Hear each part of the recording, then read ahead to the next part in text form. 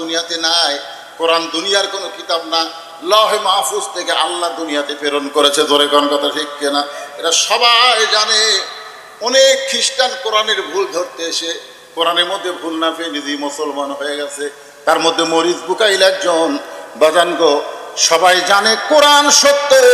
হিন্দুদেরকেও যদি বলা হয় তারাও বলবে আমাদের গীতার মধ্যে, আমাদের ত্রিপিটক পুরাণের মধ্যে ভুল আছে, কিন্তু আল্লাহর কোরআনের মধ্যে কোনো ভুল নাই। জোরে কোন সুবহানাল্লাহ। অন্য ধর্মের লোকেরাও পর্যন্ত কোরআনকে সবার উপরে সম্মান দেয়। আমেরিকা একটা লাইব্রেরি আছে, একজন ফেসবুকের মধ্যে পোস্ট করলো লাইব্রেরিতে লক্ষ লক্ষ কিতাব আছে, বই আছে, তো সবার উপরে যেই কিতাবটা রাখা হয়েছে তার নাম হলো আল্লাহর কোরআন। ধরে কোন সুবহানাল্লাহ। এই জন্য আল্লাহ কোরআনে বলেছেন কুল জাল হক ওয়া যাহাকাল বাতিল ইন্নাল বাতিলা কানা যাহুকা ওয়া নুনাজ্জিলু মিনাল কুরআনি মা হুয়া শিফাউ ওয়া রাহমাতুল লিল মুমিনিন। আল্লাহু আকবার। ছেলের মাথায় আমরা পাগড়ি পরাই দিলাম, দুইটা হাফেজ সাহেবকে আপনারা দেখলেন, দুইটা ফসল আপনার পেয়ে গেলে গ্রাম থেকে। এই যে দান করতেছে, দানের ফসল এগুলা। একটু মহব্বতে জিকির করি, আমি আবার আলোচনায় ফিরে আসতেছি। লা ইলাহা ইল্লাল্লাহ, লা ইলাহা ইল্লাল্লাহ, লা ইলাহা ইল্লাল্লাহু মুহাম্মাদুর রাসূলুল্লাহ। এবার হযরত ওমর ফারুক বলতেছেন, হুসাইন তুমি যে তিনটা প্রশ্ন করবা, এখন তুমি শুরু করো, এখন তুমি শুরু করো। এবার হুসাইন দাঁড়িয়ে পড়েছেন, দাঁড়িয়ে বলতেছে, রে মেয়ে তুমি একা একা বসে আছো, তাই বলে মনে করো না তুমি একলা হয়ে গেছো, বরং আমি হুসাইন বড় একা হয়ে গেছি। ওমর ফারুক বলে, হুসাইন তুমি কি পাগল হইলে নাকি? তোমার ডান পাশে আমি বসে আছি, বাম পাশে তোমার বাবা বসে আছে, আর তুমি একা হয়ে গেলে এইটা কেমনি বলতেছো? হুসাইন বলে, রে মেয়ে দুইজন মহামানব দেহ নিয়ে আমার দুই ধারে বসে আছে, কিন্তু এই দুইজন মহামানব মনে মনে তোমার পক্ষ নিয়েছে। আপনারা বলেন তো উমর ফারুক কার পক্ষে? কার পক্ষে? হযরত আলী কার পক্ষে? কিন্তু বসে আছে হোসেনের দুইজন দুই পাশে বসে থাকলেই পক্ষ দেয় না। বাজান গো, মন যার পক্ষ নেবে এটাই হলো আসল পক্ষ। জোরে কোন কথা ঠিক কিনা? এবার উমর ফারুক হোসাইন তাহলে তুমি প্রশ্ন শুরু করো। এবার হোসাইন বলতেছে, আমার 1 নম্বর প্রশ্ন হলো, রে মেয়ে প্রশ্নটাকে ভালো করে শোনো, তারপরে উত্তর দিয়ে পারবা। প্রশ্ন যদি না বুঝো তাহলে উত্তর কেমনে দিবা? আমার 1 নম্বর প্রশ্ন হলো, আমার মাকে তুমি জানো? আমার মাকে তুমি জানো?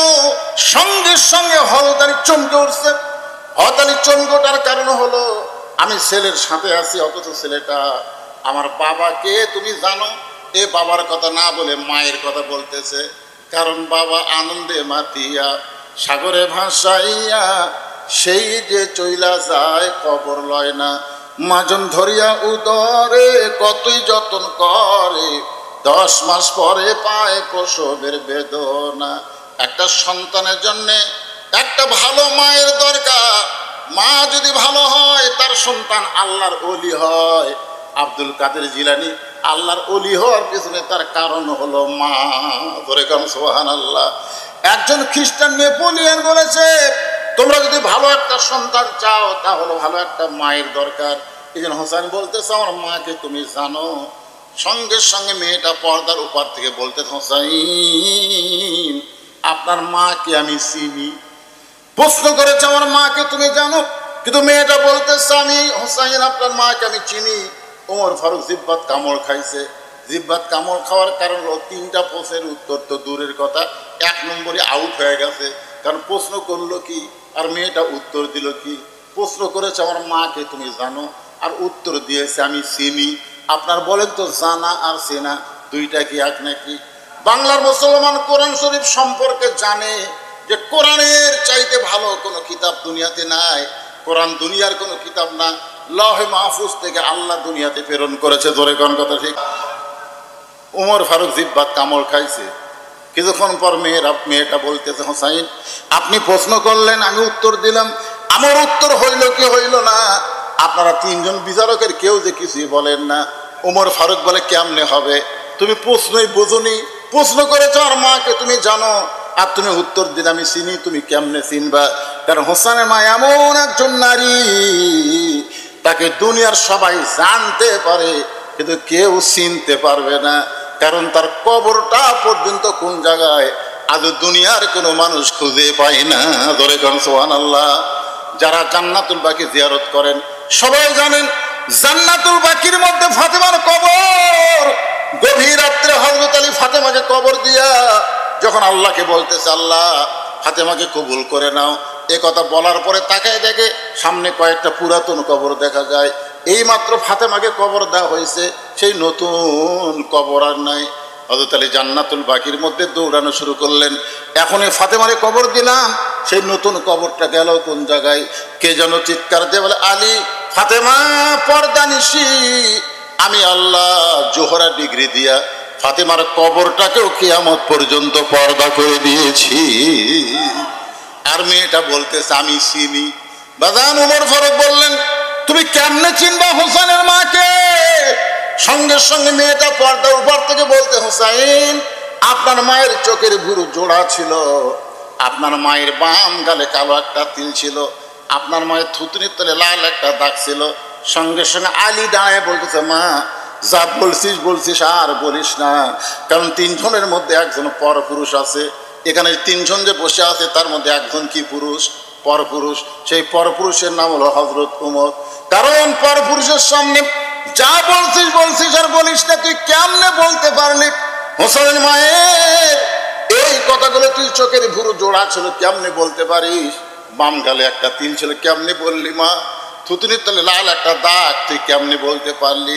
এটা বলতে পারে আমি স্বামী হওয়ার কারণে, এটা বলতে পারবে হোসাইন তার সন্তান হওয়ার কারণে, তুই কেমনে বললি? মেয়েটা কান্দের বলে, মুরব্বী ওই রোমের জেলখানায় যখন বন্দি ছিলাম, শেরদিল কারারক্ষী নামে একটা কারারক্ষী আমাকে সকালবেলা 3টা করে চাবুক, বিকেলবেলা 3টা করে চাবুক মারতো। এই চাবুকের আঘাতে এক সময় আমি বিরক্ত হয়ে বললাম, আল্লাহ তুমি আসো আসমানে আর আমার নবী আছে রওজায়, এই রোমের জেলখানে আমাকে দেখার মতন কেউ নাই। এইবারে কানতে কানতে যখন বেহুশ হয়ে গেছি, এমন সময় দেখতে পাই একটা নূরের পুতুলি আমার শিওরের পাশে বসে আমার মাথায় হাত দিয়ে কাঁদতেছে। আমি স্বপ্নের মধ্যে বললাম, আপনি কে গো? জান্নাতের হুরি না বেহেশতের পরী? আমার মাথায় হাত দিয়ে বলে, মা আমি জান্নাতের হুরিও না বেহেশতের পরীও না, আমি হলাম জগৎ বিখ্যাত মা ফাতেমা। তুমি যখন জেলখানার মধ্যে বলতেছো আল্লাহ আসমানি নবী মদিনায় আমাকে দেখার কেউ নাই, আমি স্বপ্নে তোমার সঙ্গে দেখা দিয়ে দিলাম। মেয়েটা বলে, হোসাইন আমি তখন খুব পরখ করে আপনার মায়ের মুখের দিকে তাকায় দেখি, তার চোখের জুইটা ভুরু আমি জোড়া দেখতে পাই, তার বাম গালে কালো একটা তিল দেখতে পাই, তার থুতনির তলে লাল একটা দাগ দেখতে পাই। সঙ্গে সঙ্গে হোসেন বলে, মেয়ে 1 নম্বর প্রশ্নের উত্তর এমন যেমন আশা করেছিলাম তার চাইতে তুমি 100 গুণ ভালো দিয়েছো। ওমর ফারুক বলতেছে, আমার বিশ্বাস মেয়েটা আরো 2টা প্রশ্নের উত্তর দিবার পারবে। 1 নম্বর যখন পারছে হোসাইন, এবার তুমি 2 নম্বর প্রশ্ন করো, একটু মনোযোগ দিয়ে শুনবেন। লিয়াবলুয়াকুম আইয়ুকুম আহসানু আমালা, আল্লাহ তাআলা সুন্দর আমলের পরীক্ষা করবেন।